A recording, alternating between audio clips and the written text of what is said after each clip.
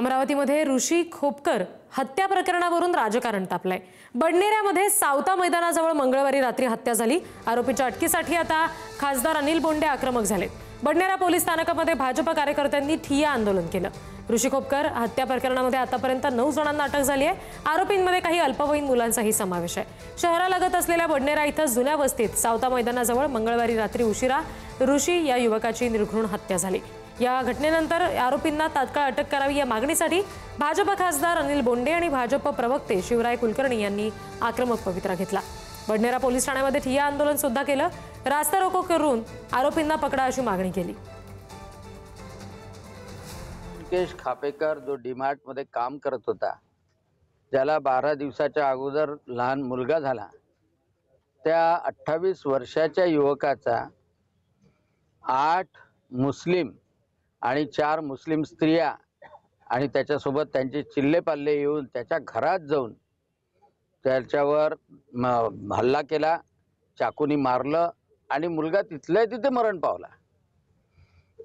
आज पोलीस स्टेशनला याच्यासाठी आलो की अजूनपर्यंत आरोपी 2-3 जण आणले आणि रात्रीपासूनची घटना आहे।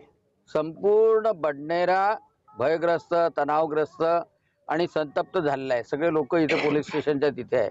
विकण्याचं किंवा खाद्यपदार्थ विकण्याचं काम करायचं। त्याच्याचबरोबर आरोपी जो आहे तो सुद्धा त्या ठिकाणी रेल्वेमध्ये खाद्यपदार्थ विकणे किंवा तत्सम वेंडिंगचं काम करायचं। याची त्यांच्यावर याची बाचाबाची किंवा वाद आधीपासूनचे होते। काल सायंकाळी सुद्धा त्यांच्यामध्ये वाद झाला, परंतु त्याच्यानंतर मग आरोपी जो आहे, आरोपी शेख तौफिक हा जो आहे आणि त्याच्याबरोबर जो वाद झालेला होता ते तिघही जुवेनाईल आरोपी आहेत। ते जुवेनाईल जे आहेत ते जाऊन त्यांनी त्यांच्या मयत जो आहे त्याला त्याच्या तिथे जाऊन रिक्षामधून जाऊन चाकूने हल्ला करून त्याला खून केलेला आहे। या प्रकरणी पोलीस ठाण्यामध्ये बडनेराला गुन्हा दाखल करण्यात आलेला आहे, खुनाचा गुन्हा। प्रतिनिधी छगन जाधव आपल्याला आणखी तपशील देतील। छगन, नक्कीच ही हत्येची बडनेरा पोलीस स्टेशन अंतर्गतली पहिली घटना नसून याआधी देखील हत्या झालेली होती आणि ही दुसरी घटना आहे। त्यामुळे बडनेरा शहरातील वातावरण जे आहे ते लोकांमध्ये भीती पसरलेली आहे आणि ज्या पद्धतीने ही हत्या करण्यात आलेली होती, या हत्येचं अद्यापपर्यंत कारण अस्पष्ट आहे। कारण पोलीस जे आहेत ते आरोपींचा शोध अजूनही घेत आहे। त्यामुळे आज दुपारपर्यंत तरी का होईना या हत्येचं कारण पोलिसांकडून सांगण्यात येईल अशी अपेक्षा आहे। मात्र ज्या पद्धतीने ही हत्या करण्यात आली त्यानंतर राजकारण देखील अमरावतीतलं तापलेलं पाहायला मिळालं। अनिल बोंडे असतील खासदार भाजपचे, त्यानंतर भाजपचे प्रवक्ते जे आहेत त्यांनी ज्यावेळी हा मुद्दा लावून धरला त्यानंतर पोलिसांच्या तपासाला वेग आलेला आपल्याला पाहायला मिळाला।